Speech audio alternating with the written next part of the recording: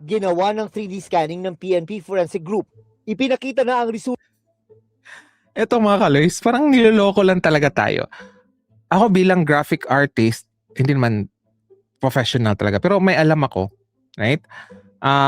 Web designer, engineer, parang panloloko itong ginawa ng forensic ng PNP. Honestly ha, okay? Kung kayo po ay marunong mag-edit ng pictures, di ba parang, this is 3D scanning? Parang inano lang yun change lang yung mga, parang nilagyan na ng filter. Right? Tingnan yung mga kaloys, panglolok, I don't know, para sa akin na bilang engineer, ay hindi ko to i-accept okay, na explanation to prove daw na, ang point kasi dito mga kaloys, they are trying to prove, kasi ang burden of proof na sa kanilang part, di ba, na walang tumulak. Kasi nga daw, para sa kanila, inaccept na ng tao na si Cabral talaga yun, na wala naman silang ebidensya talaga. Okay? Puro blurred ang picture, hindi kagaya ng mouthy. Diba? So, doon na sila sa second na to prove na walang tumulak. Yun yung point dito. Okay? Sa 3D scan daw, tapos nagpadaos-dos or nag-slide lang daw si So, hindi nagma-make sense. Diba? Kung i-apply natin yung physics, hindi siya nagma-make sense unless bagsak kayo sa physics. Okay? Tapos didishit kayo, hindi nyo talaga maintindihan. Okay? Eto. Resulta niyan kanina. So ito po yung ating highway, yung edge. Parang yung picture tapos inano lang, finilter. Pinabago-bago yung di ba parang x-ray. Click mo yung x-ray feature ng picture. Ayan na. 3D scan na. Diyos ko po, magkano kayong 3D scan machine? Ngayon lang ako nakakita ng ganitong mga kaloys.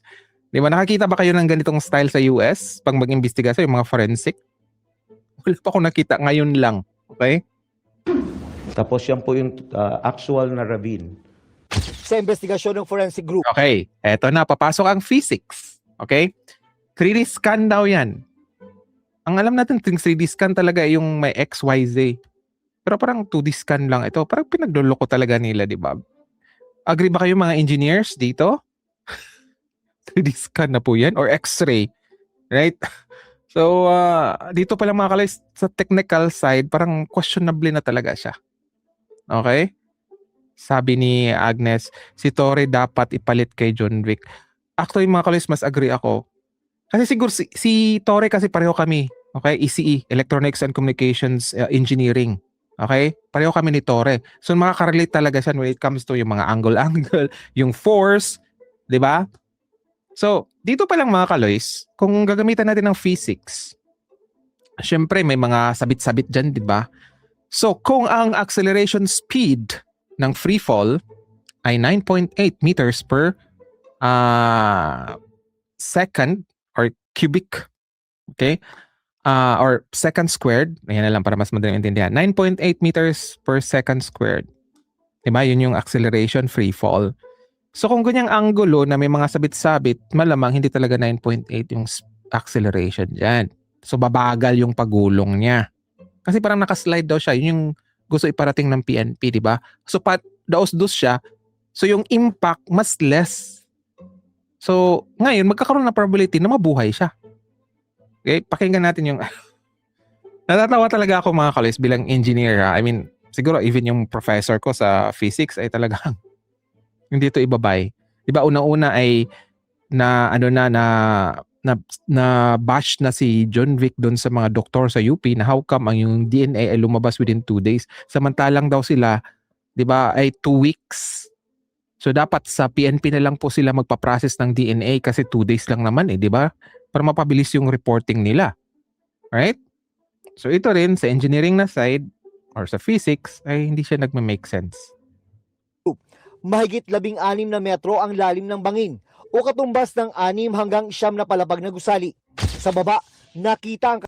So bakit kailangan nila ibigay yung slope? Kasi nga they are trying to prove or they are trying to convince, 'di ba? Base rin sa kanilang analysis. Okay? Kasi wala nga talaga silang evidence, so nag-analyze lang sila. What's the probability na ganito ang ginawa niya? So case A, B, C, D, 'di ba? Ganun 'yun eh.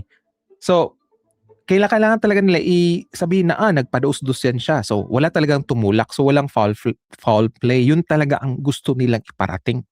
Okay?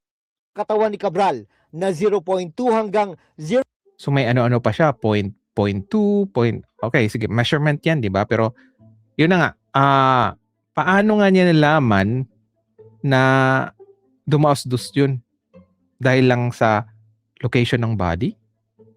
Or mas maganda siguro, di ba? Mas convincing, like, dumaos-dus talaga siya. I mean, nag-touch talaga siya sa wall, sa slope, kasi may nakita kaming buhok niya dito, or tissue, or skin dito sa area na ito. Di ba parang sa US talaga mag-explain na per second, at this second, dito po siya. Di ba yung kamay niya ay tumama dito, kaya nakuha namin, nag-match po yung gano'n.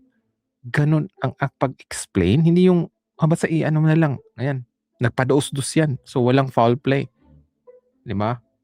So yun na nga, nagko-conflict na tuloy na kung nagpadaos-dus yan, so yung speed niya, pababa, ay bumabagal.